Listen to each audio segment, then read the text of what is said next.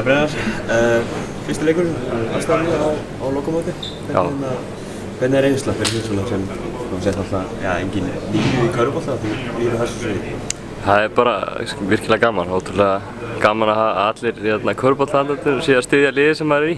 Það ekki alveg vanur því en bara öðru leyti þetta svo sem bara venjulegur leikur en þetta voru andstæðingarnir í gær gríðarlega sterkir og mörg stór nöfn og það sýndi sig alveg í gær að við vorum nokkur númerum og litlir.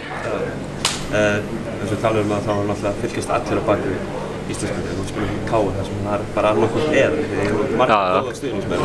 En hvernig, eins og segir, það mjög gaman að hafa svona stuðning alltaf? Já, það náttúrulega geggjað bara að hafa stuðning þjóðarinnar á bak við sig og... Þú búin að sjá okkur sem hafa kannski gefið puttar úr stuðningu, koma hérna og klappa fyrir? Já, þeir gera það alveg. Það er maður kannski ekki sjálfur í stóru hlutverki en maður reynir svona að vera peppa liðið og peppa stuðningsmennina og vera virkur á bekknum. Það svona, maður þarf alltaf að setja sig í það hlutverk líka.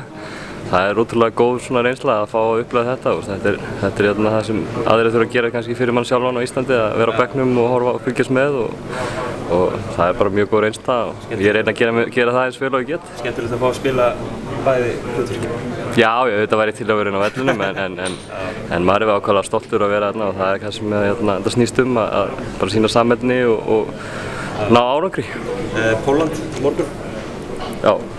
Þú djóka með að þessi skildu sigur? Ef við ætlum okkur að reyna að komast til Tyrklands þá þetta klárlega liðið sem við verðum að vinna.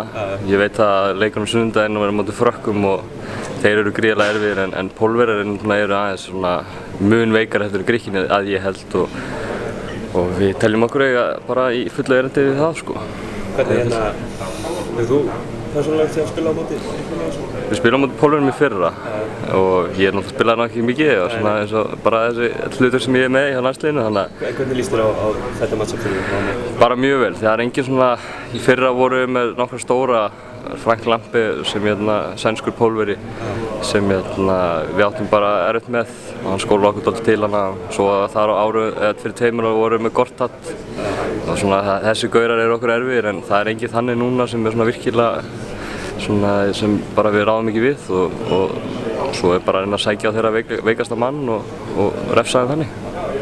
Jákvæðast sem þið takkið úr leiknum í gær inn í leikinn á morgun? Annar leikurinn, alveg klálega. Bara comeback og vörðin var góð, við töpum bara 2 boltum.